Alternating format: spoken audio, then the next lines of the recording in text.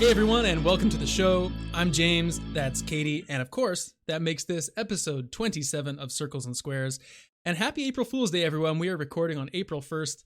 This show is no joke, though, right? We're not trying to fool anyone with this one, but there was a really great thing, Kate, you saw earlier today. I sent you that Bloodborne cart was the best April Fool's gaming joke ever. I mean, I'm still holding on to hope that it's, like some of those April Fool's jokes, they start like, haha, so funny. And then the developers are like, we've actually released it. So here you go. So I'm holding on to that small shred of hope. But if you haven't seen it, you should look up the videos because holy shit, like someone put in so much work. It's janky and it's hilarious. And like the videos out there are fantastic. It looks like someone legitimately took like the Mario Kart 64 engine and put Bloodborne sprites and textures and stuff in it. Like it's pretty quality, and I think it looks like it's actually playable just from like the clip that I saw.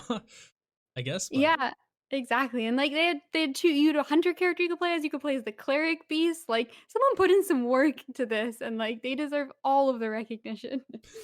Absolutely.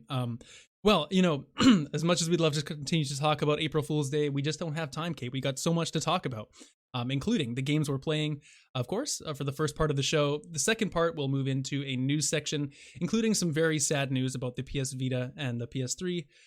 To close out the show, we'll be doing return of the famous quiz, where I don't even know what the topic is. It's a surprise for me, but Kate has prepared a lovely quiz, which I can't wait to take at the end of the show. And then, of course, we will be closing out with listener mail as we usually do. But I guess, Kate, we'll start off, and I would like to tell you about Monster Hunter Rise, which is the hot newness of the video game industry, I guess, of the past week. I've been playing this quite a bit. I think I put like 15 hours in the first 2 days, so it's like I didn't expect to fall down quite like a rabbit hole like I did in this, but I'm really, really enjoying it. So a bit of backstory.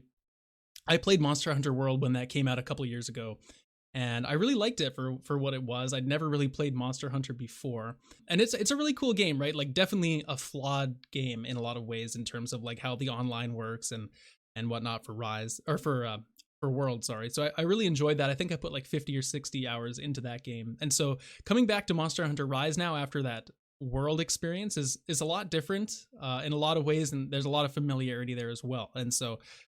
It's been kind of interesting to go through and play this and have that kind of comparison now between which one I liked more. What I will say is that obviously this game is it's on the Switch, right? Like it's not going to be as ambitious graphically and visually and everything. That's right. This is the Switch exclusive, but it's not just like it is its own game, right? It's not just like a remaster or like a port of one of the other games. It is its own exclusive game from what I understand. Yeah. It absolutely is. And it's definitely not like this kind of thing where you should be worried about like, this is the Switch. It's going to be a smaller experience. It's going to be worse. It's going to be a less than kind of game, because it really isn't that. And I think that as long as you can get over, obviously this game's in 1080p and it's not those higher end graphics like you had on the PS4 and so as long as you get over that, it's been a really great experience so far. And what I really like the most about it is that in Monster Hunter World, you would drop into the map and there'd be these humongous environments, oftentimes like lots of varied locations. Like they were fun to explore, fun to look around, but the time it took you to go like, drop into the world, then you have to track the monster. You have to find like, oh, there's some scratch marks on this tree. It might've gone this way, and you have to almost find this evidence of where the monster is before you can go fight it. And, that's cool the first couple times, like it kind of builds the ambience and builds up what the game is, but it just ends up taking a long time. And I guess what I'm trying to say is this game is a lot more like Dauntless in that way. And that's a game we've talked about before. Like you can drop into the map, in Rise, and you can be fighting a monster within like 30, 40 seconds if you want to, because they just are on the map, and it kind of cuts out that downtime that you can still go explore if you want to. You can still go look around and collect items, and you really need to do that because there's a lot of crafting and a lot of collecting that you need to do to upgrade your inventory and whatnot. But at the end of the day, you just get into the fights a lot quicker in this game, and that's something that I really, really appreciate, because that's what I'm here for. They've kind of streamlined the formula of the game a little bit. Yeah, absolutely. And it's not just the fact that you can see where the monsters are and you don't have to track them. They've also given you a lot of movement options in this game, which is the big clear-cut difference for me here. So they've introduced a new mechanic called these wire bugs, and these things are they're like almost like Spider-Man webs that you can use to move around. Like you can use them Oh to kind wow. of zip Do you, in different do you really directions. do you really feel like you're Spider-Man? Oh God, no! This ain't no Miles Morales. Let me just be clear. Right. But just the fact that you can kind of move vertically a lot easier is a game changer, because a lot of the problem going back to World would be like, well, I know where this monster is now, but he's on the other side of this mountain range, so I have to run all the way around, like around this Mhm. environment. Whereas in this game, it's like, well, this guy's just over this hill. I'm just gonna zip up this hill right over the environment and get right to the monster. And you can really move around very quickly, and the environments are designed in a more vertical way, so the map might be a little bit smaller in area, but the way you can move around and go up and down and get around much faster is I think like a really good trade-off in that way. And to also add to the wire bugs is you have a second companion in this game too. So for Monster Hunter players that you might know, you have your character, and then you've always had a sidekick, or at least in World you did, called a Palico, which is like a little cat kind of guy, and he's like your assistant, and he helps you in combat, heals you a little bit, and stuff like that. But you also have a new wolf kind of companion in this called a Palamute. You can ride him now, so you can actually have like a mount, which increases your speed even more to get around the map. And so those two things in conjunction just give you this movement, which is unlike World in any other way that you could think, and you can just get around so quick. I love it. And they also help you in combat too, the Palamute. So I'm really enjoying that part of it. And the other part that's really been a surprise to me too is how good the online is. Because it's on the Switch, right? You're expecting some hiccups there on the online, and especially with World 2, going back to that, is like it had this horrible problem where when you wanted to try playing online with your friends, you had to all make sure you'd kind of watch these cutscenes before you could enter the missions. And if one person had kind of done this before, the other person hadn't yet done this mission or watched the cutscene, you'd have to wait for that person to do it by themselves and before you could even join them.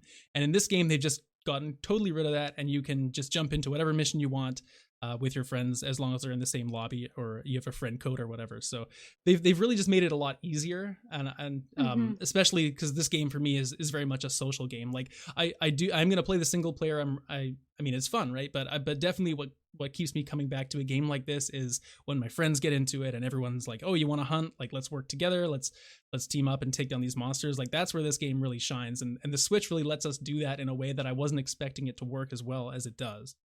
Wow, that's awesome. That's really high praise because I think like it sounds like they've learned a lot from World because I can see like part of the slow pacing of that game with the like preparing for the hunt and going out and the tracking, like that stuff appeals to me in a way, but I can definitely see it starting to feel tedious, especially if you're playing with someone who's maybe already done some of the missions before. You're not quite in the exact same like progression of the game. And that's one of the nice things. Like I have played a bit of Dauntless, which thank you for saying it first. I always call it Duelist by accident, and I Very made different Dauntless. game. I saw that you were going to talk about Monster Hunter today, and I knew Dauntless would come up, so I actually made a note saying like, "Do not say Duelist." It's my only note right now, Yeah, but yeah. like that game's fun, and like you said, like it's so easy to just pick up, do a couple missions, and you're on your way. So it's nice that they've kind of streamlined it. I think that the slower pace probably is going to appeal to some people. And I'm sure there's people with like hundreds of hours in the game that feel like stripping that away or simplifying that is going to kind of take away from it. But I think it's likely that the average person is going to appreciate some of those like more decisions that make the game a little bit more concise and a little bit more like action focused all the time. Yeah, well, that's totally it. And the thing about Monster Hunter is it goes against a lot of the grain of what I like in games a lot of the time, because I mean I've been on this show now for long enough preaching about how much I hate grinding and like repetitive stuff, having to do the same thing over and over again in games. And the thing about Monster Mhm. Hunter is that's really what you got to do a lot of the time, because to build new armor. By the way, the armor in this game looks really cool. Like the armor and weapons you can craft. Like man, the Oh, designs are absolutely. I designs mean, are awesome. that to me is the big sell of those games. Like fighting the monsters is cool and whatnot, but like just some of those, like the art direction for the weapons and the armor is so incredibly cool. Like that to me is what really appeals about Monster Hunter.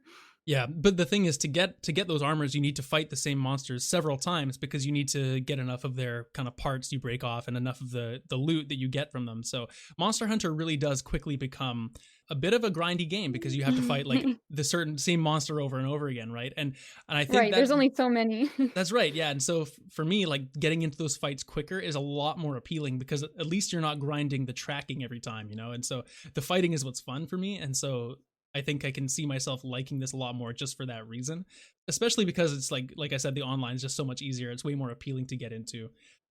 As far as the single player stuff goes, like this game is kind of neat in that way too. Like it has two separate quest lines, one for single player and one for multiplayer. So you really don't have to do, if you don't want to play this game single player at all, I guess you wouldn't even really have to do that if you just wanted to do the multiplayer stuff. Of course, doing the single player gets you like some new unlockable NPCs kind of in your Oh, town and whatnot. So is there is it like two separate campaigns, single player it and is, yeah, multiplayer? it is. Oh, It okay. is. I was always under the assumption that it was like a campaign and you could either play it single or so like Yeah. or online. Well, that's what it has been up until now, Oh, as far okay. as I know. So this is the first one where like yeah, there is the main campaign you go through, and those missions are only meant to be done by yourself. But then with Okay, the I see. multiplayer hub, you can do. I mean, the story's not as in depth as the single player story with the multiplayer one. And I think they had to Mhm. make it that way because then you had that whole problem of like who's watched the cutscenes, like who's so far in the Yeah, story. Whereas now it's just right. kind of like some flavor text from some NPCs, an occasional larger dump of story, and then more so it's just like you post the quest you want to do, and then your friends can join you in the multiplayer area. Okay. Regardless of where they're at in the story, so it's not like a really cohesive thing. You'd really sit down and play through, you know, and get really into the story that way. Like I don't even know what the story's trying to tell me in the single player one, to be honest with you. But the hunting's what you're there for, right? Like I started up Right. the single player. I'm a few missions in now. I've kind of got past like the intro level missions in terms of like the single player content, and it's one of those games where I don't know how they expect you to know what's going on unless you get into wikis or you've played since like the very first Monster Hunter, because the game is just a combination of cryptic, and it's a combination of like you play for the first 5 minutes and you've heard 2,000 proper nouns and you have no kind of way to figure out what they all mean. They're dropping names and places and names of monsters and you know, just different things around the town, like hey, go to the canteen, like you should go check it out. Like okay, well, where is it? I don't know, you got to find it. So it doesn't. I'm having Yeah, remnant flashbacks. yeah. A little bit. But I mean, as cryptic as it is, it you're not there for the story, or at least I'm not. Mhm. So that's fine. Speaking of crypticism, though, that's one thing I do have a problem with Monster Hunter in general. Is the game has very good tutorials for what it wants to tell you about, and in fact, it actually explains a lot of stuff twice, because you'll go to like there's this one NPC, and she's kind of like the quest giver. So you'll go talk Mhm. to her, and she'll be like, "Oh, hey, like good to see you. I'm the quest giver, and I've got lots of missions from people all around town." And she'll kind of tell you all about what she's there for. And that's Right. great because that's helpful. But then when you click her again the next time, a tutorial box pops up and tells you basically all the information she just gave you, but in a game tutorial.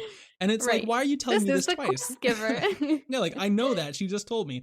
And then it doubles down on explaining some things, but then there's other things like certain items, like the barbecue spit, for example, which is like a thing you can pull out while you're exploring, and you can, if you carve any meat off of monsters, you can kind of cook it up and then use it as a resource, and it'll Oh, that's um, nice. It's like camping in Red Dead. You cook your meat and then just put it in your pocket for later.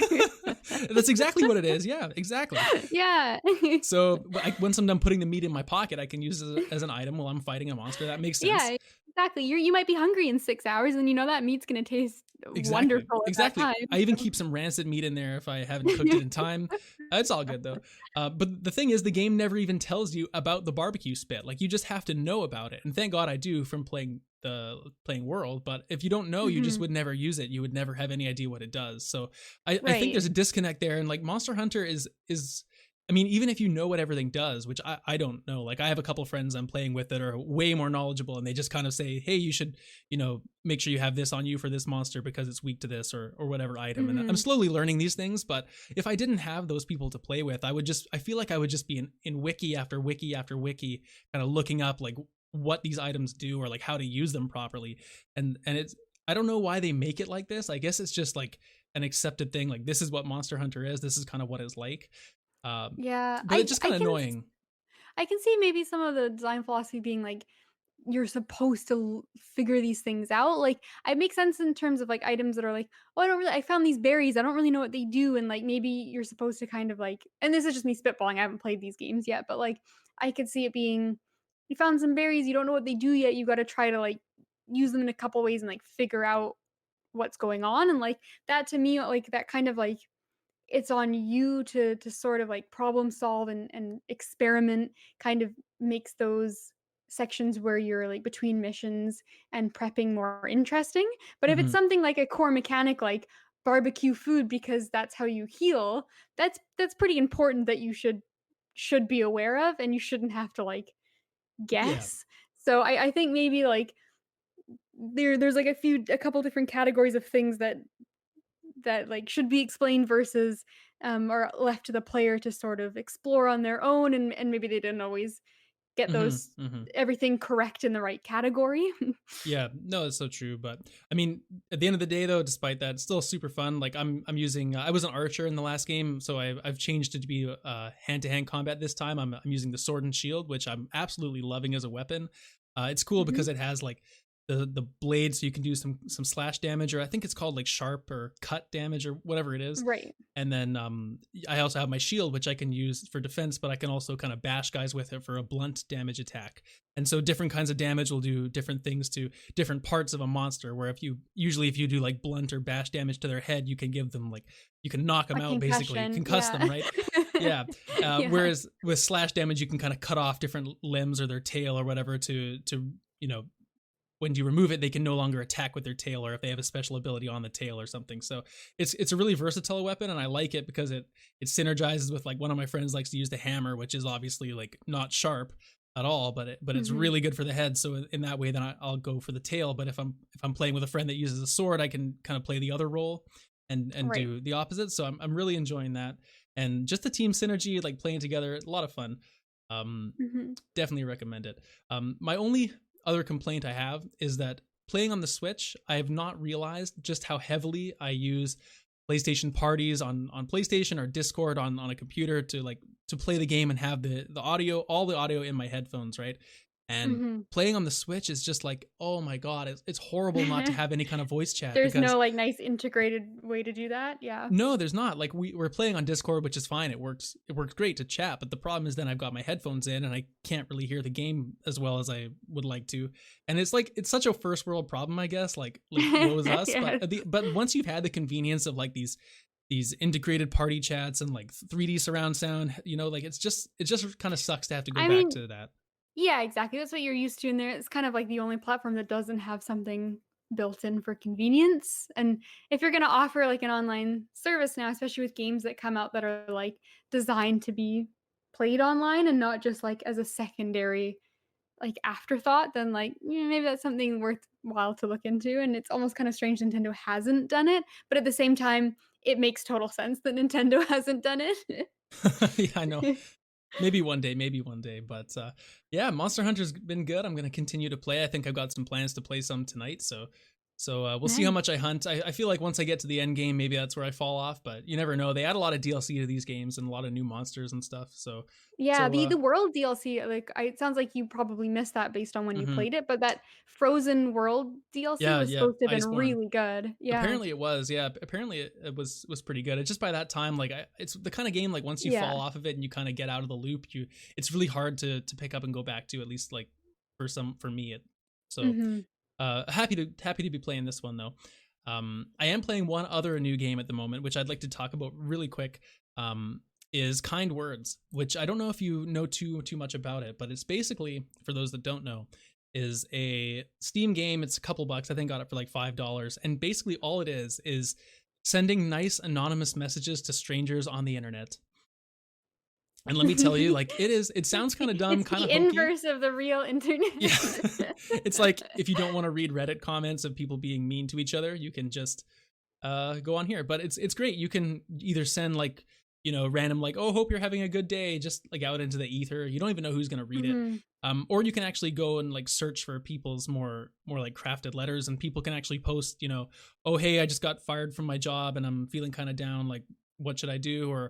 It's just kind of nice to be able to say something nice to someone who just anonymously, doing the same thing in reverse too. Like I put a couple notes out there, about some stuff, and just getting that random advice from strangers and kind of having that optimism, like people in the world. There's some people at least that care about, making the world a better place. Maybe that's kind of cryptic. I think most people do, but you know what I mean. Like just trying to Mhm. spread that positivity and have that kind of positive community. Like I've never seen anything negative on there. Like no one's making inappropriate jokes or like being mean or kind of trolling. Like it's really genuine and heartwarming. So I've just really enjoyed that experience, and it's got some nice like that lo-fi music going on in the background, and you can put cute little stickers on your notes and stuff. Like it's cool to just pop into 5-10 minutes every couple days and see what's going on and just get that nice bit of cheer. So Yeah, enjoying it. that does sound wonderfully wholesome. I remember when you first mentioned it, I was like, "What is?" I've never heard of kind words, but now that you talk about it, I do remember seeing like when the game was first revealed. I guess game is sort of like a loose Yeah, it's not really a term, but like game, but when it was first like announced and just looking at it, it's like it's such a wholesome and wonderful thing, and I think that like anytime, it doesn't have to 2021 obviously is like, maybe more people are in a bit of a lower place than would be otherwise, but regardless of like, what the world situation is or, what each individual person may or may not be going through, like, if you think that this is negative in any way, you're unreasonable. Like, this is just it's so nice, and, like, yeah. you don't understand, like, what even if it's anonymous and even if it's, like, vague or even if it's just so simple as in, like, "Hey, I hope you've had a nice day today," like, "You deserve it." Like, those kind of words can have such an impact on someone, Well, absolutely and right. Especially in a world where you're talking to a lot less people these days. Like it's not like you're even going to the store and a lot less or something and oh, have a nice day. Yeah, you too. Like you just miss that, and even getting it from somewhere kind of unconventional, like a game like Kind Words is still it's just a positive experience. That's all I can say about it. yeah, Like it's exactly. really perfect for what it's trying to do. So shout out to you, Exactly. Kind I Words. I think that's lovely, and I'm glad you reminded me of it. I think I should pick it up, and for it's $2. It's like just a nice reminder that we should all care and love each other, and oh, that's so nice. You should. You should. Yeah, awesome. Well, those sound like two very different experiences, but both very worthwhile. Oh yeah, you know what? It couldn't be any more different, and especially factor in that I've been playing Disco Elysium as well the last couple days. Actually, speaking of Disco Elysium, maybe I'll just mention it now. I'm not going Mhm. to be talking about it on the show, just because you're also planning to play it, and we're planning to go radio silent from each other because the game is just so expansive and crazy. And once we're both finished, hopefully in a month or two, whatever it takes, we're going to come through and do a whole episode just focused on Disco Elysium and our experience there. So look out for that in the future. But Hmm. so far, I will say that man, this game worth the wait. That's all I'll say. Anyway, Kate, what have you been playing? Well, my games have been a little more simple recently. I've been kind of playing a lot of like, well, 2D roguelike action platformers, like, oh, all those fun keywords that bounce at you. But I want to talk specifically about Skull, the Hero Slayer. So it's a newer game, newer like indie game from. It's actually from a Korean developer, Southpaw Games, which they're new for me. But this game like really took me by surprise, and I think it is so wonderful and charming. Probably the most similar game I can compare it to is like something like Dead Cells, Yeah, no, this was which on is one of those presentations, right? I'm just looking at. it was recently, yeah, I Yeah, remember, I think it was one of the presentations we spoke about, and it was kind of one of the games I think we shouted out to keep an eye on. So it went through a bit of like an early access period. It has a full release now, on Steam, so I've been playing it, and it is surprised me, and it has surpassed my expectations. Like, this game is really fun, and it is full of a lot of charm and creativity, which I think is nice because this is a genre that's becoming really flooded right now. Everybody wants to be a roguelike action, like, yeah, it's like the new fighter hotness. platformer, like, it is very popular right now, but I think this one stands out as something really to worthwhile to jump into. Um so it actually kind of reminds me the aesthetic is sort of, and it is not the same art style, but I think it's partially the music. It reminds me a little bit of Maple Story, It really does. which The cracks me up. you know what it is I'm looking at it right now, like some screenshots. What shouts Maple Story the most to me is the platforms themselves and like Yeah, it's the the grass and the environment. floor and like when there's a kind of one of those black boxes with just like dirt around the outside and it's like That's so Maple Story in the way it Yeah, looks. 100%, and, so it has, like, kind of 4, well, 4 and a half, I guess, areas that you have to fight your way through, and you go through a bunch of sequential rooms, which each one will have usually, like, just a bunch of enemies that you fight, and then there are, like, resource rooms, and then you'll have a mini boss and a final boss, and you'll go to the next area, and it kind of repeats. So, the areas are quite different from each other, they're kind of, like, it's nice to change environments, but it's the first area specifically that's very Maple Story because it's kind of like an outdoors, like, wooded, there's, like, trees you fight, like, that kinda stuff. But it obviously doesn't play very similar to Maple Story. It is really good, like, the combat feels really responsive, which is nice. And it's also quite fast paced. So it's one of those games where it starts out very like overwhelming because oftentimes you have tons of enemies on screen. Um, they're all doing various different attacks that you have to learn and figure out what to do. You're typically quite mobile as well.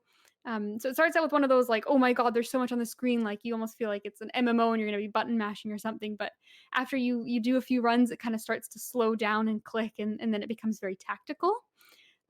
So I like that. Your player character is this adorable little skeleton who looks fantastic because the game has this like beautiful pixel art style, and it's pretty light on story. The idea is that like you're a skeleton, you're part of like the demon faction, and then you're fighting your way to defeat the evil king and like the hero of humans. So it's got that cute reverse, I guess, where you're on the demon side and you're fighting humans. Hmm. Um, but it's pretty, like, bare bones, haha, in Got him. terms of story. Got him. Um, but the neat thing about this game and its main gimmick is the skull feature. So, there are just under, I think, about, like, 40 types of skulls, which is quite a lot, and each one is really unique from the other. So, you always start out as the skull, but as you go, you'll be collecting and picking up different types of skulls, and each one you get completely changes how your character plays. So they'll have different abilities, they'll have different move speeds, different basic attacks, even their dodge and roll will be different. So like a heavier one is going to be slow, it's not going to move you as far and it won't have as good iframes, but it'll do damage on the dash. Whereas like a Mm. speedier skull will dash a lot further and it'll be better for evasion, but it doesn't do damage. So like each one you get really changes things, and I think that's kind of like what keeps the loop and replaying feeling fresh Yeah. So are you because picking these up like as you go? yeah, so it starts out really, you just start out as Skull, he's, yourself, the main character, and as you go, each room you go to will have, like, a different reward, so it'll either be, like, an item, which you can have a few of equipped, and they do, different stat upgrades, like, this one gives you attack speed, and the next one gives you, Mm. like, magic damage and, various things. They get kind of complicated, and they actually, have a really good system for that I'll touch on a bit later. So you either get that, you get money to spend at shops you'll find throughout your run, or the third thing and the most exciting thing is you'll get a random skull. So you either can equip that skull or you can turn it into a resource that you'll use later to upgrade other skulls. It sounds kind of complicated, but it's really just sort of like, it's random what ones you run into. So some runs you'll be like, "Oh, cool! Like I got this wolf skull. I'm gonna be this like werewolf character." And then later on, you get something else, and you're like, "Oh, I'll switch it out. Like now Hmm. I'm Hmm. now I'm this knight." So It's cool because you have to tackle things differently based on what you find, right? That's such a staple of these kind of games now. I'm thinking just back to Hades, like just you have to take advantage of the boons that you find, just like the skulls in this, I guess, and play like a certain way, even if it's not what you would have maybe wanted for the environment, or sometimes it works out really well. yeah, exactly. I would say that this game, like, each run feels a little bit different, to Hades. Hades is maybe a little bit more polished in terms of the gameplay, and they've kind of centered around your weapon is really what changes things. So I guess the skulls are this game's implementation of something like that, where, like, you play very different if you have the bow in Hades versus Hmm. if you Hmm. take, like, The the sword, fists. yeah. Whereas in this one, okay, you have an archer skull, so now you're doing ranged bow combat versus like, now you have um like a melee skull that like a minute like one of them's a minotaur and he has like a little like punches he does and stuff. So and he's got like a bull charge. So they do different things. And on top of that, they all look like absolutely gorgeous. They are drawn with so much character uh, that they're really compelling. And I so agree. It looks awesome. Like the graphics have me interested. yeah, Just the graphics alone. absolutely. So like my favorite thing and what keeps me kind of coming back for runs is that each skull you can kind of upgrade as you go. So like there's 4 tiers. They go from common to rare, I think common, rare, unique, and then legendary. So some just start at certain tiers. Like every now and again, you'll go on a run and you'll just find a legendary skull, and it's like, holy shit, like Jakk-Pot, this guy is so strong. But what's really neat and makes not all the skulls feel like bad to get, or it kind of like makes the RNG not feel so bad, is that every skull you can upgrade to legendary. So if you start out with a common skull, one that you might find early, you can use a resource to level them up and they get up to the final tier. So the skulls that start out not feeling very strong, you can build them up to that higher level. And with each time they upgrade, they get some different abilities or some different like bonuses. And they also like actually change how they look. So one of mine, for example, I don't want to say too much because I think that's my main draw is like, what happens when I upgrade this Mhm, guy? What is mhm. he going to turn into? Um, but Almost like Pokemon. exactly, it's kind of like yeah, exactly. It's kind of like Pokemon in that way. But like my favorite, I'll point out is well, one of my favorites is one of the things I think is most like unique and creative is you can get a clown that he starts out and he's got a little jester hat, he's cute, and he throws, like, cards, and he can throw, like, Jack in the boxes that explode, and then you can level him up, and then all of a sudden, his next one, he's on a unicycle. He gets a little stronger and he rides around, he's like, now he's a jester instead of a clown, so it's got a lot of cute charm. One of the other standout skulls I will say, and this one starts out legendary, so unfortunately you can't upgrade it, but, it's like a rock star. Yeah. So she, like, plays music and, like, drops amps and stuff, but she's got this mechanic where she slowly builds up a song meter, and then once it's full, an entire, like, punk band shows up, and they play on the screen and, like, just deal massive AoE Wow, damage. that's awesome. And so there's tons of those things where, like, it's kinda wacky, it's got a really good, like, lighthearted atmosphere, um, and they're super fun to kind of discover and try out all these different skulls. Um, so the replayability is really good, and then the item system, I won't get too much into it because it's a little bit complicated, but it's really nice too, like trying different items together that synergize and maybe kind of make you play in different ways as well. And it's just fun to go through. I think it if to get all the way to the end takes about maybe like an hour and 15 minutes ish. Mhm. So they're kind of longer runs if you get all the way, but it genuinely is quite difficult. So you're not going to make it to the end Yeah, anytime yeah. soon. And even if you do finish a run, like it's not like Hades where I finished my first run and then I finished the next 4 in a row. It's like you beat a run and then you're like, oh shit, I died to like the third boss again because it's hard. Yeah, it's like the exception to the rule that you're gonna make it, almost. Yeah, exactly. So that'll kind of lead me into the couple cons I have with the game. I think it's got a fantastic design and it is really worthwhile, but there are definitely some things I'm noticing some cracks after having played for quite a while, and I think there's a bit of a balancing issue, unfortunately. But, like, some And skills better than the other ones? some are just inherently better than others.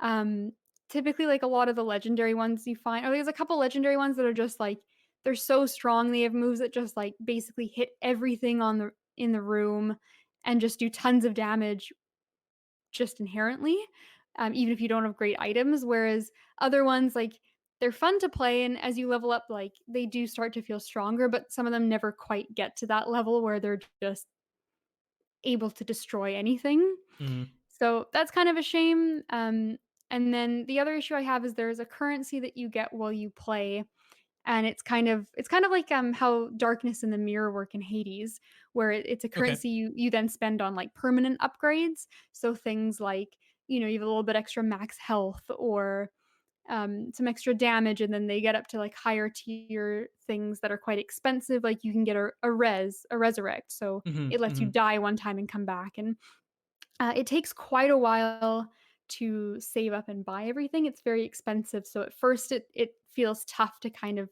get the ball rolling and to upgrade.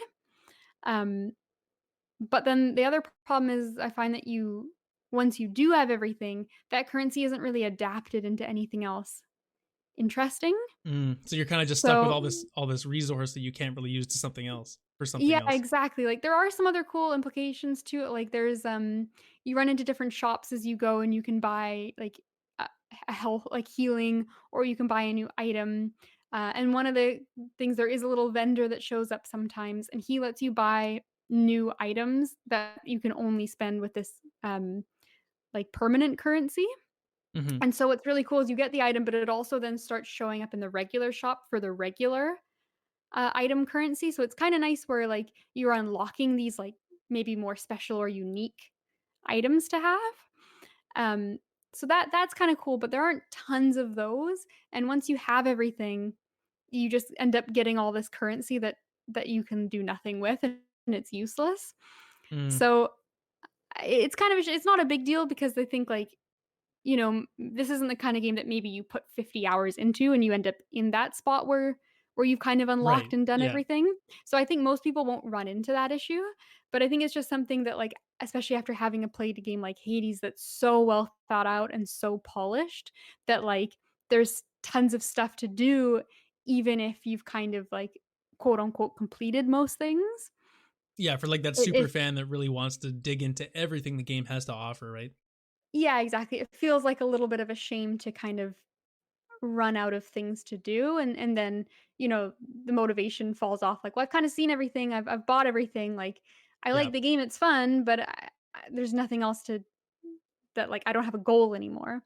So, I think this is the kinda game where, like, it's maybe best at that kind of like 10, 20 hours ish to put in and like beat it and then see all the skulls and then maybe you're kind of done. Like I admittedly think I've played a little bit more than that, but I think the average person is probably going to play it for that duration and for the like $20 price tag and the quality of how fun the game is. I think that's perfectly fine. It's just not gonna keep you as enthralled as something like Hades or, like, the top tier games in this genre. It's more like supplementary if you really like the genre to go check it out in Yeah, as an addition. exactly. Exactly, but I fully think it's great. I think it's got a really challenging level of difficulty. Some of the bosses are really cool. The second boss in particular, I really like. I won't spoil it, but she reminds me a lot of, a boss in Hollow Knight, Oh yeah. which I found very exciting personally because we know how much of a Hollow Yes. Knight fan I am. Yeah. Um, and I highly recommend it.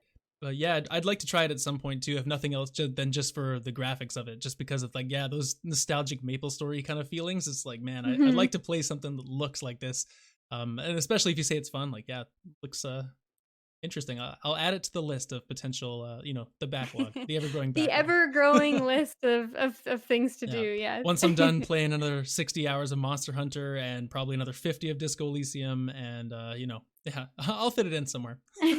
Absolutely. Well, like, to me and I've always preached this, and I think it's just a weird me thing for gaming, but I always have, like, one game that's intense, and I have to really, like, "Okay, I've got 2 hours I can sink into it," and that's my Sekiro right now, like, Yeah. like, I wanna sit down and I wanna properly play it. But then I also like to have a game, at least 1, sometimes 2, of games that are, like, a bit more chill and kind of relaxing, and it's like, "Oh, I've got an hour free, like, what do I wanna do?" Like, maybe I'm gonna listen to a podcast at the same time or, like, maybe I just wanna, like, relax before bed, and this is that game for me.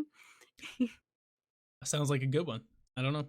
Um, anyway, Kate, you know what? Let's take a break and we'll come back right afterwards with the news. So please don't go anywhere. We'll talk to you in a sec.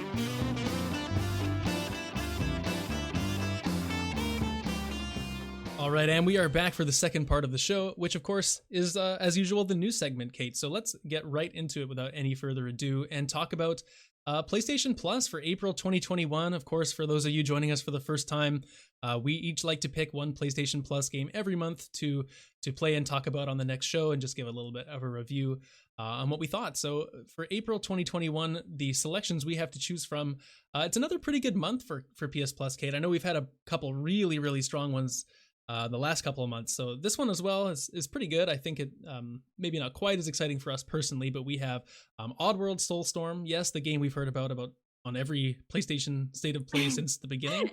Yes. Days Gone and Zombie Army Dead War 4, which is quite the title.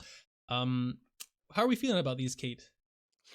I think this is another, like you said, another strong month. I think personally for me, it's weaker just because there has, like, the last couple months, there's been at least one, sometimes two titles that have stood out as games like I've already actively had on my to playlist, whereas there isn't one in this month.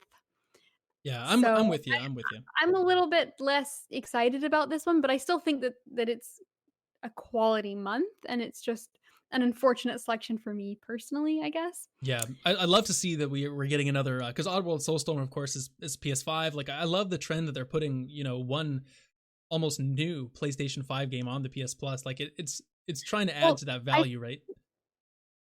Yeah, and I think this game is new. Like, Oddworld is not out yet, right? I think it's like its debut Yeah. is like free on PS Plus, and also I guess buy it if you haven't Yeah, subscribed. well, exactly. Just like Destruction All Stars and whatnot. Like, it's cool they're putting these brand new PS5 games on there, even if they're not like A-list, huge games. Like, they're still giving you something new that would otherwise be, a new release. It's not like you're playing a game from a year ago, which I Yeah, think is pretty exactly. cool.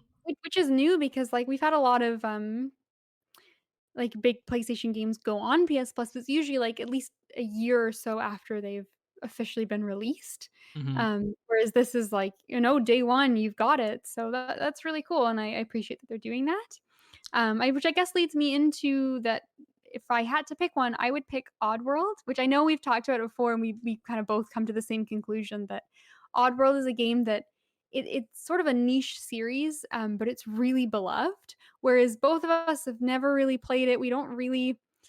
It just seems so weird, and I've almost got more of like a curiosity about the game. Is like I want to know why people love it so much versus it particularly looks appealing to me. Yeah, yeah, I feel So you.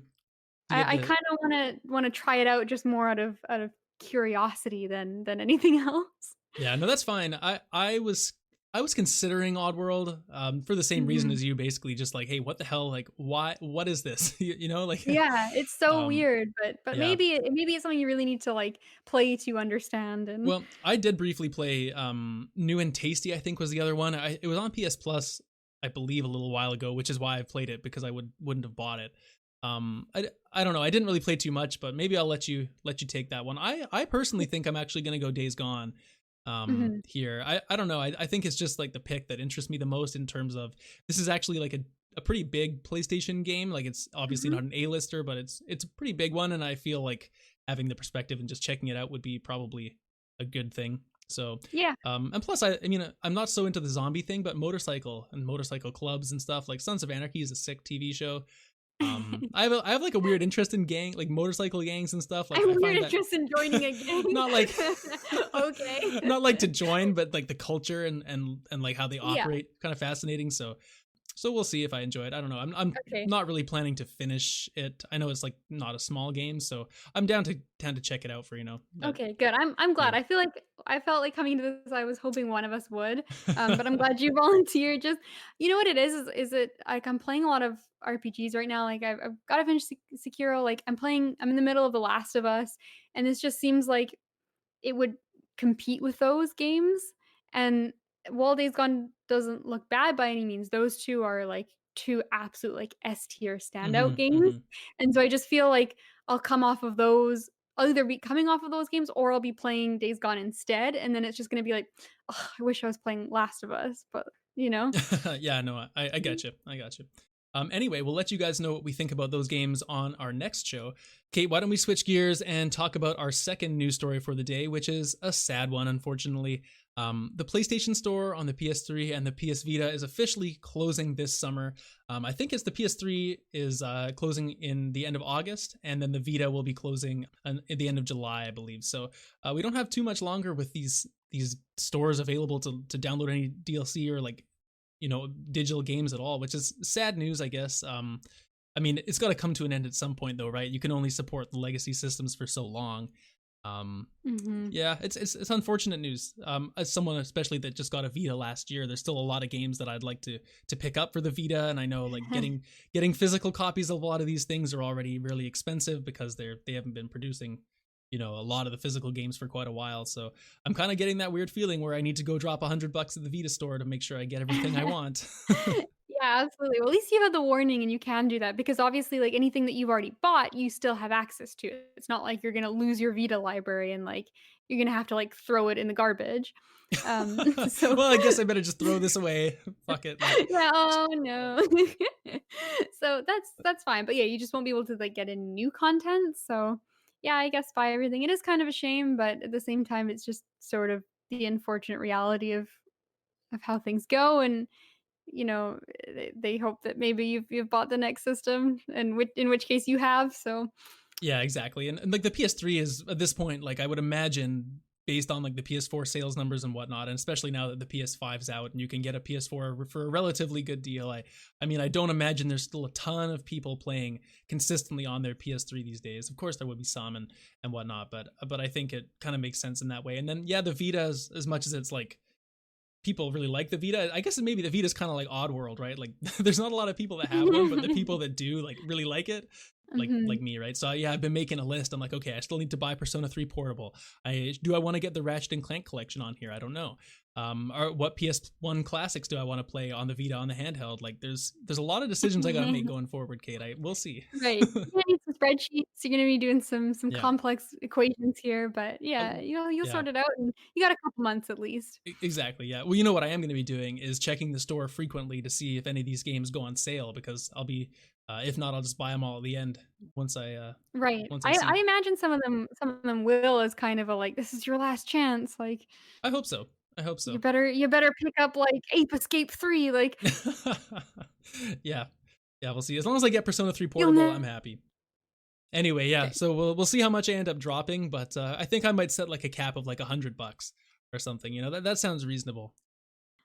Well, why don't we move along to our third news story, Kate, which is another success story for Sucker Punch. They're making a Ghost of Tsushima movie, which I don't know if that's really surprising news at this point because apparently they're just making TV shows and movies for every big Sony game. But yes, a Ghost of Tsushima movie is being made, and it's interesting that this being tied to the creator of John Wick or the director of John Wick, I think, which is really exciting because the combat in Ghost of Tsushima mixed with maybe John Wick style action, like that could be really cool. Yeah, absolutely. Like this is such a cool thing. And this adds, I don't know if you remember, but I had made in one of our prediction videos, I had predicted that we would be getting a Sony cinematic universe. Wasn't that your And yeah, that's right, your yeah, and predictions for so yeah. Ghost of Tsushima is obviously going to be one of the main leads of this enterprise going forward. So I'm very excited that we're moving forward on that. But yeah, Absolutely. genuinely, it looks awesome. Like I watched the first John Wick movie maybe about a month or two ago. I know I'm really behind. I'm gonna watch the Yeah. sequels Oh, they're hopefully really good. soon. But I loved it. I was surprised. I'm not a huge gun action person. I find gunfights are typically very boring because it's just a lot of like shoot, shoot, hide, shoot, shoot, Hmm, hmm. hide, and like John Wick is so much more than just gunfights though, like it's like hand to hand gun combat almost. yeah, it's. I think they coined the term gung fu, which is awesome. But yeah, I love those movies. They were so exciting. And so I like it. I'm curious to see like my only small reservation on this is that obviously Ghost of Tsushima is very much that old school like samurai style. So I hope and I would be surprised if they didn't stick to that as well.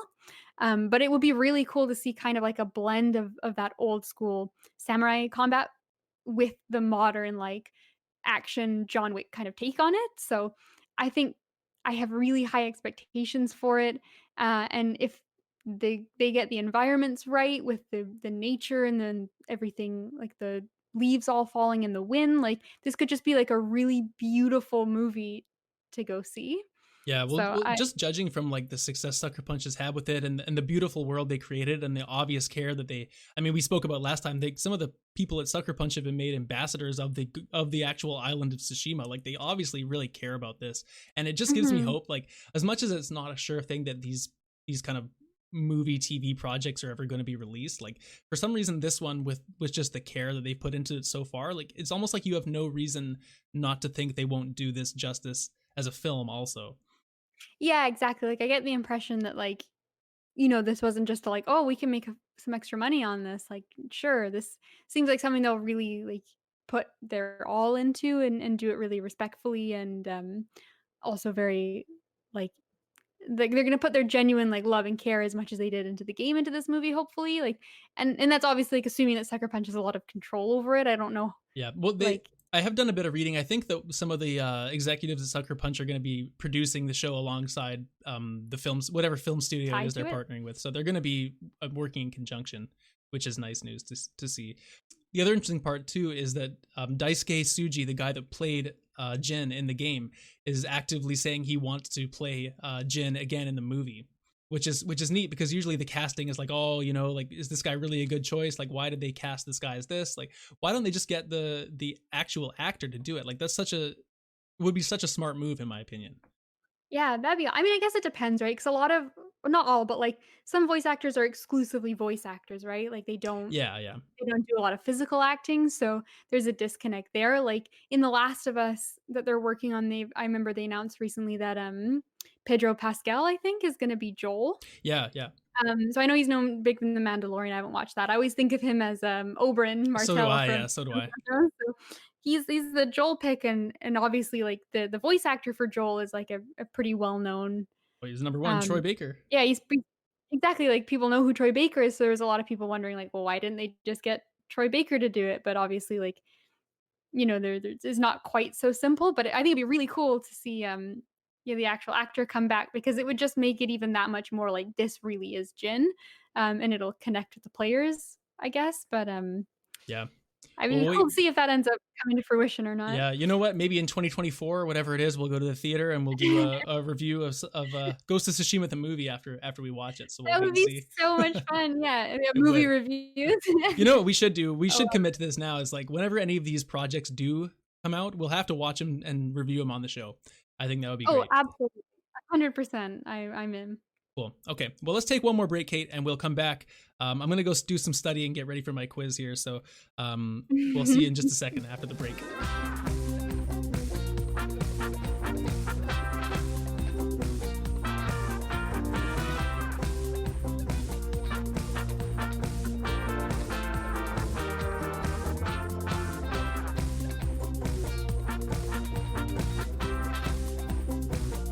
Okay, guys, we are back for the third and final part of the show, where we are making a return of the quiz. Back on the 22nd episode of the show, Kate, I quizzed you. I think it was just on some random game trivia and like facts, and hey, which of Mhm. these sold better? Which of these was this? So it was pretty fun. I had a good time, but I think I always prefer being the trivia answerer. So so Mm. I'm looking forward You to like this. to be the quizzy, not the That's right, quizzer. the quizzy. Yeah. I think that's typical of most people, but, obviously, to make that happen, one person has to, be the sacrifice to create the quiz, and I have done so for you this week. So, this time you're gonna be taking a topical look in the world of April Fool's gaming. Oh God. So I've compiled a list of, just a brief look at some of the, more interesting standout April Fools reveals that some gaming studios have given us, but with the fun twist that some of these ended up being real, Okay. while some of these remained as a gotcha April Fool's Ooh, joke. I'm So it's excited going to for be this. up to you to decide if true or false this was real and it is actually something you can buy today All right. or in the future, depending on if it has been released or not. Gotcha. Okay. So, without further ado, let's get into it. Number one, Bethesda's time-bending Deathloop is coming to PS5 and PC next month. In their marketing campaign, Bethesda has nailed down a few key ideas for maintaining hype. Firstly, a memorable jazz track. Secondly, an eye catching, slick art style. And thirdly, understanding that breakfast is the most important meal of the day. To coincide with the game's release, alongside Fruit Loops, supermarkets will be stocking Death Loops cereal so that you can break the fast while you break the loop. Damn. Okay. You know what? Is this true or is this That unfortunately a fool? that can't be true. That can't be true. You know what? I haven't seen anything about that. I have to go with my gut and say that's false. You're But saying I that's hope a it's true. fool? I hope it's true though. That would be cool. All right. So far, you're 1 for 1. It is wonderful, but it is a fool.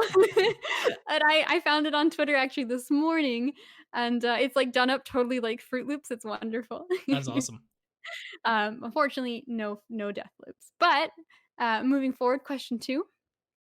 Kirby is an all-encompassing amorphous creature that can be anything his greedy heart desires. However, Nintendo and HAL have decided the next step in Kirby's evolution is to become square instead of round. Oh, there's no way that's true. But but that would be awesome. Is that your final answer? It's got to You're be. It's saying got this to is a be. fool? Yeah, it's a fool. All right, this is a fool. It is fake, but in 2019, they actually made an official Square Kirby website. And it's got, like, pictures of him in his game in, like, his games, like, Epic Yarn and stuff, but he's, like, square. But my Gotta favorite love part it. about it is, like, I translated the it's just the Japanese, but I translated the page to English, and there's, like, a big warning on it saying, "Today is April Fool's Day. The round Kirby is the same as before, so please be assured." Like, just in case you saw that and you freaked out. Oh, don't worry, Nintendo. I'm very assured right now. You're very assured. Okay, so far, you're nailing this quiz. Um, but can you get question 3? In 2011, developers Pidgeo Nation released Hateful Boyfriend, a Hmm. text based visual novel dating sim where you play as a teenage girl in your second year of high school. However, what truly elevates this gaming experience is you quickly find out that you are the sole human and your schoolmates and eligible bachelors are various types of birds. Oh dear. Now this one is the first one I have no idea about this game. I actually do own this game. I You think it was own on. this? Well, no. Let me back up. I don't own it. I think it was on Uh-huh. PS Plus, right? Like it was. I think I have it. It was like a I think free you're Vita thinking of, claim or something. Avery Eternity. You mean Avery You're Area think Attorney? Yeah, I think you're thinking of Aviary Eternity. No. I Definitely think you're not. thinking of Lawyer Bird game, which Definitely is a not. real game. You know what? Okay. I don't. I definitely don't own this. I either have it for free, like on Vita somewhere, or it's like I've seen it on the Mhm. Vita store. Whatever. Um, I say this is actually false. I got to say this is false. This It's a just sounds fool. ridiculous. But the thing is, one of these has got to be true. You know what? No, I'm going to Well, change it back. This is true. are you sure? There's a few more to come still. Oh, how many more do I have? There are 2 more. There are 5 total. Hmm. You know what? No, this is false. It's too ridiculous. Okay, final answer, it's a Final answer. fool? Yeah, final answer. Oh, well, it turns out you're the fool. No. This is a real game that you can buy. Oh, I know it's a real game. I just didn't know they were actually birds. Yes, they are actually birds. It now, to be fair, this one's sort of a it's not a trick question. It did start out kind of as an April Fool joke, and then they actually made the game. So you can play this wonderful bird dating sim. Oh, You damn. can date a pigeon. You can date, I believe, a raven. There are many wonderful choices for your new love life. All right. I'll be downloading that right away. Yes. Okay, moving on to number 4.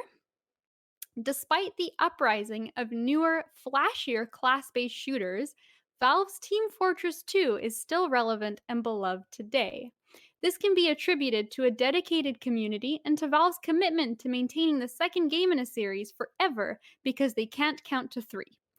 In, in 2009, Valve gave Team Fortress 2's sniper class a new weapon, a jar of jarate, which is a cute portmanteau of jar based karate.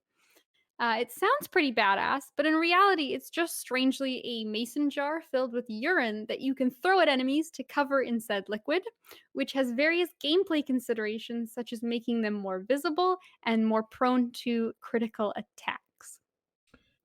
Is this Okay, true well, or was this just a fool? I love the creativity of whoever thought of this, but there's Mhm. no way this is true.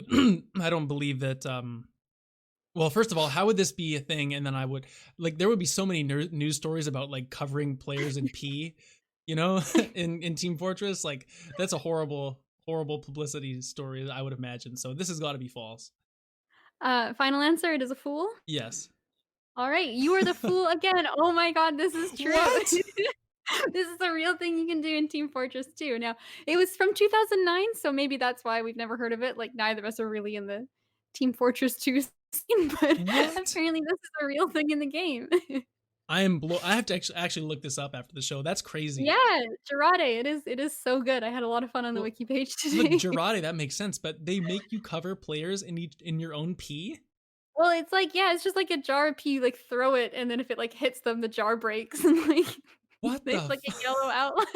It's so weird, That's right? the weirdest thing I've ever heard. I'm gonna be It honest. is so weird. Although I've gotta be honest, I really love your strategy of just everything's false. It all You get false for everything because 'cause they're all so stupid. But it's uh, great. It's worked 50% of the time, well, so the thing it's is been though, like growth. the first 2 I was so sure of. These last 2, like Yeah. actually I was sure of this one too. I'm very blown away. That Well, last you one, have one more chance to see if, your strategy can carry you above 50%. I hope So I hope. this is your last chance, and my personal favorite one, hopefully that says that one maybe doesn't spoil it, but my personal favorite. The PS5 has been a resounding success, assuming you could get one, thanks in large part to its amazing controller, which was designed with a heavy emphasis on player immersion. But this is not a new philosophy for Sony.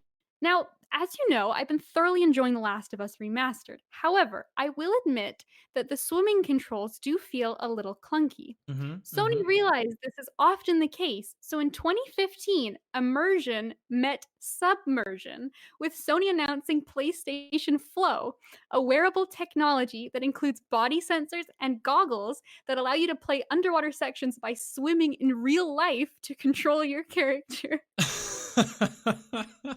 Is this true or is it a fool? Oh man. That Oh man, sounds indeed. also really ridiculous. But could it have been announced and then hmm, you know what? This isn't real. There's no way. There's like, because think about it. How are you about to take these goggles and like what are you gonna do? Okay, bring your your PlayStation to the local pool and like plug it in. Well, okay, so I'll elaborate a little more because this is a bit hard to stomach and to picture. But you're playing on at home on your PS4, you're having a blast, and all of a sudden you get to a swimming section, and you go, "Oh well, the controller's not going to suffice." So you save your game, you sync it up to flow, you head to your nearest body of water, you don your flow gear, and as you get in the pool, you can see the game through your flow goggles, and you swim around as if you're the character in the game, and then you beat that section. You've had a wonderful workout, so suck it, Nintendo. This is the Mhm, best way to mhm. be fit. And then you pack up, you go home, and you've had a lovely afternoon. You know, Kate, that sounds really lovely, and I wish that was real because I mean that would be great. But there's no way that that's real at all. Like those goggles you can see the game in. Like, come on, that's like better than PSVR. Um, so yeah, as much as that would be really cool, I cannot say this is real. Although one day I would hope it is. Well, turns out overall you are not the fool Oh, because thank you God. are correct. This one was a clear there's no fucking way, but I just thought it was so funny I had to include Do it. you know what Uh, happened to me with that one is like by the time you get to the end of this, I've been questioning like, oh man, have I been? I don't want to say like they're all just fake, and so part of me was just like, this maybe I should say it's real, just to like even out the numbers and whatever. But like, thank God, stick to your gut, folks. Like that, there's no way that's real. Don't fall for this kind of thing, okay? that's right. Well, there's a few things we've learned is that innovation is good, but sometimes it can go a little too far. And we've also learned that, for those of our listeners who are in school, if you just stick to one answer every single time, you're going to get some questions right. That's right. It's a good test taking strategy. Exactly. So next time, Seriously. finals are coming up. You're in your final. You're taking your, I don't know if people still do scantrons, but you're taking your test. You don't know what the answer is. Just A for every single one of them. You're gonna be okay. Take it from me. And if they ask why you did that, just say, I listened to this great podcast. You should listen to it too. And this is where I got my answers from. Well, thanks for Well, the quiz. congratulations. Thank you very much. I feel good about that one. That was a good quiz. Very pertinent, actually, too. Very timely for the date. Yeah, happy April Fools again, everyone. And just before we close out the show, though, we will get into our listener mail question for the show. Of course, we answer one listener mail question every episode, whether it's at the end or sometimes we do a longer form discussion on them as well. But if you'd like to get in touch, you can send your email to circlesandsquarespod@gmail.com. Just like our friend Big Mikesicle420, thanks for the great name there, and who asks this. Hello, R1s and L1s, longtime listener, first time writing in a question. What is a remaster that you think is worse than the original? And what is a remake that you think revived a dead franchise? Please note the difference between a remaster and a remake. I would adore your take on this. In brackets, no Final Fantasy VII remake, please. Yours truly, Big Mikesicle 420. Thank you for your question, Big Mikesicle. Kate, where do you want to start with this one? This was a tough question for me to think of an answer for, really. And I think it's just because I don't typically play a lot of remasters and remakes. Like, if I've already played the original, like it's either usually one or the other for me. I don't double dip a whole ton. So it was fun to think about my answers for this. But what about your experience?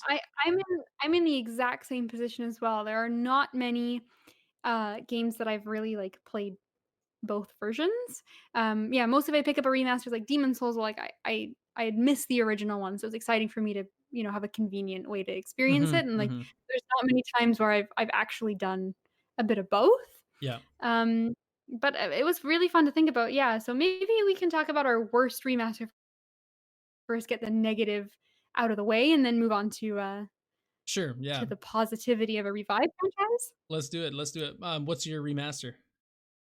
So my worst remaster, and this one it actually came. I had so much trouble, and then it just came to me, and I was like, "Oh God, this is like the pinnacle of it." So I tried to play the Final Fantasy Tactics War of the Lions. Oh, yeah, yeah. So we know longtime listeners will know that we love Final Fantasy Tactics Advance. It was one of our it was one of the games as a kid that's 100%. growing up that we played over and over again. We've both gone back as adults, I'm pretty sure, and beat the game, and it's just a phenomenal strategy game. But it wasn't the first one. There was Final Fantasy Tactics, which I believe was on PS1 originally. It was, yeah. And so Much they different made than a Advance too. Yes, quite different. It had some different system. It was generally similar in a lot of ways, but it had some systems that worked differently. And I was really interested in going back and in playing where the series started. So they ported it to PSP and also to iOS. So I bought on my phone I think it was like $10. I bought the phone version, and it was one of the worst gaming experiences I've ever had. And that sounds harsh, but it was unplayable basically. And the thing is, I haven't played the original game, and it has really good reviews, and I could see that the game would have been good, but it was specifically the port that made it bad. It was so the game was neat and I was enjoying that, but it was just so slow to control. It was not scaled to the phone whatsoever. So touching things was so hard to actually select the right thing that you wanted Yeah. because the buttons were so small compared to the screen.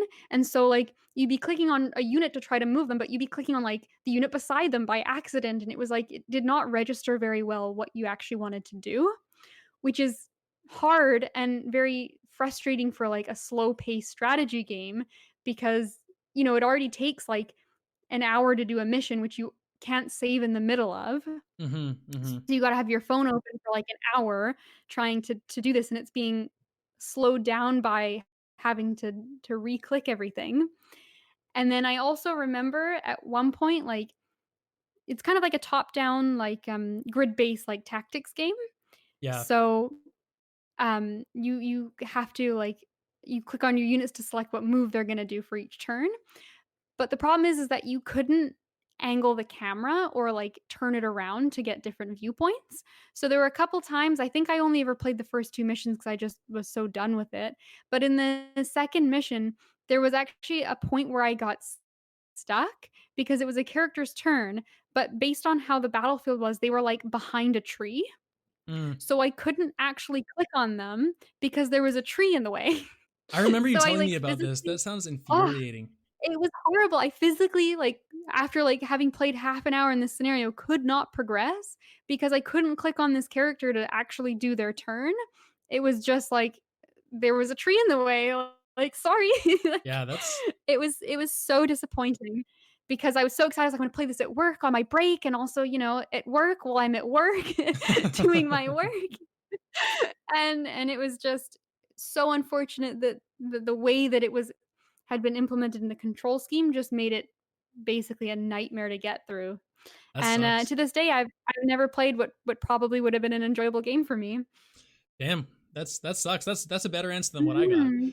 My worst remaster is nowhere near unplayable like that, but it definitely wasn't great. And I really had to rack my brain for like what was the worst remaster I've played, and I landed on the fact that it's Mario 64 DS way back in the day on the DS, and Okay. not that the port was bad. Like I think it ran fine from what I remember, and like I Mhm. mean, whatever, it's the DS, right? Like that you know what you're getting into. But the thing was is that Mario 64 was designed around the N64. It was the first really 3D platformer, one like the pioneer of that genre. You know, like Yeah, especially absolutely. having 3D.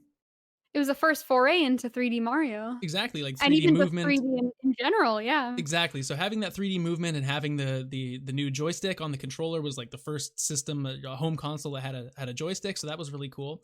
And I remember playing this game on the DS and just having a little bit of trouble controlling it because the DS, of course, only had it was a 4 directional D-pad, and so Right. you lost a lot of the ability to make those kind of platforming jumps that the game asked of you sometimes, and combined with Right. that was also like some weird camera controls. I remember like you have to recenter the camera using like L or something like that, or you'd push X to zoom in and out, or X and Y or something. Like it was just like using the face buttons for your camera, and this 4 directional D-pad instead of the joystick. I just remember it being like nowhere near as good as the original, just strictly based on the hardware at the time. So although I remember they added some like funny mini games and stuff. Like there was a Luigi casino or something, you'd play like blackjack, so those games were kind of fun, like the little additions there. But not, and Mario Right. 64 is still a good game, but just the control scheme just wasn't a fit. Yeah, um that's a little unfortunate, especially too because it's such a precise platformer that, like, if you're having a little bit of trouble with the controls in a game like that, it's gonna matter a lot more than, something that's more like menu based or like, exactly, slower yeah, paced. exactly. So, And yeah, it's not that like that can it's really derail it. yeah, and it's not like it was the 3DS where you'd have the. I'd imagine if you were to play that on a 3DS, it would actually be a pretty decent port because you'd have the circle pad as long as it kind of worked properly. But on the original DS, nah, that wasn't it. Mhm. But Kate, I will tell you about. I guess maybe let's do the positive side now. The remake that Mhm. revived a franchise. So I'm going to take this one in an interesting way for myself, which is I'm going to say, Okay. again, thinking of the games that I've played, like the remakes that revived a franchise. A lot of these remakes are like games that are beloved because why would you remake games that people don't really like? You know, like it's kind of a Mhm. weird thing to think about. But what I landed on was actually Ratchet and Clank 2016, was one for me, and I'll explain my justification. Is I don't think Ratchet and Clank has ever really been like a dead franchise, but it definitely um, it's known, remember, for largely its heyday back like on the PS3, right? Like the original trilogy is really Mhm. where Ratchet and Clank has like the bread and butter and its best games. And I recently went back and I was playing like some of the PS3 ones, as you remember from previously on the show, Mhm. and those games, like, while they're similar to the PS2 ones, and they're not quite the same. And I really think that it wasn't until Ratchet 2016 on the PS4 that they really had a game that was, I would even say, better quality than the PS2 original trilogy.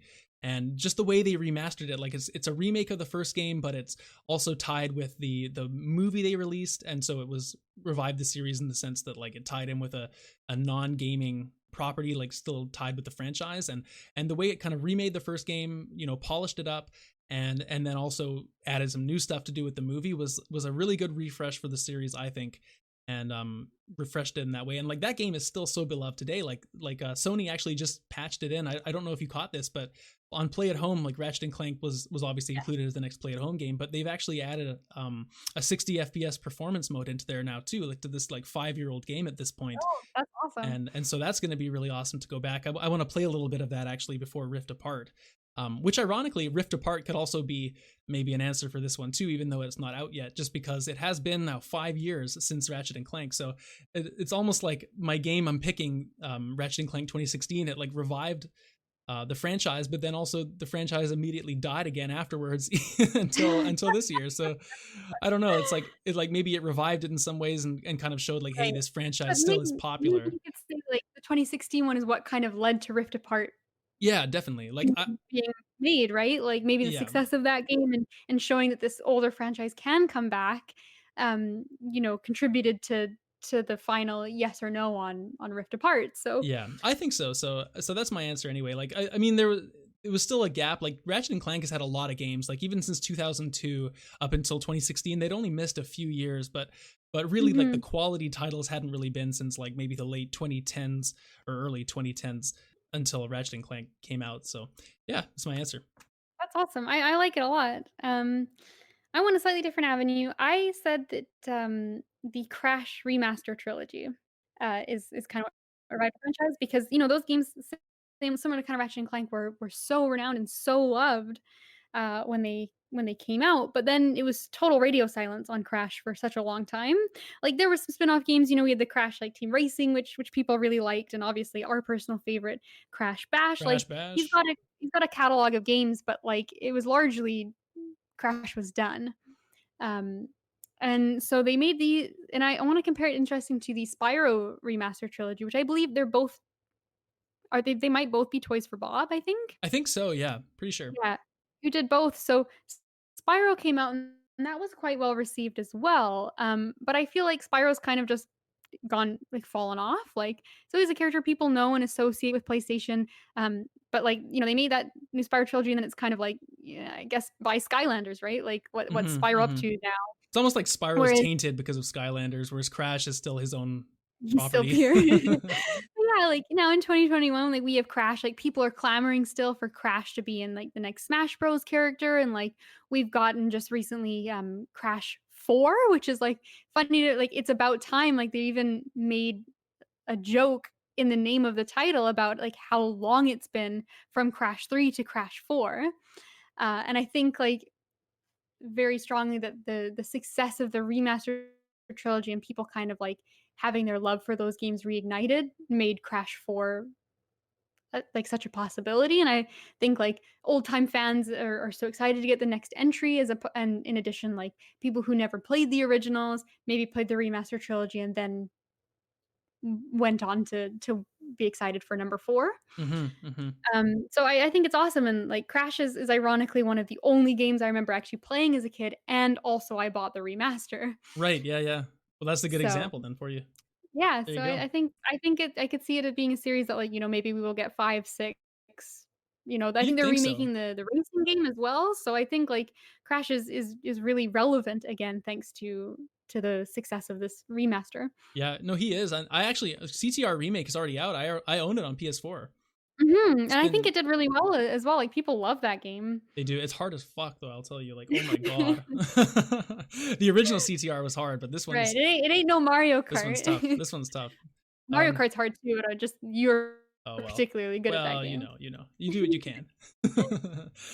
Anyways, guys, thanks for joining us on this lovely episode of Circles and Squares. Thank you all again for your continued viewership and any listener mail you have in the future. Please write it in. We love to answer any kind of questions. And again, all the links are down below in the description. You can find us on Twitter at C&S-Pod for all the updates of when we're recording. And we put out calls for questions on there as well if it's easier for you to do it than emailing. So that's another alternative. But I guess we will see you again in 2 weeks' time on episode 28. The intro and outro music for Circles and Squares was produced by friend of the show, Matthew Chan. Interlude music is from Scott Gratton of the Free Music Archive. Our channel art was created by @unreasonable on Twitter, and our brother Alex is the designer of the Circles and Squares logo.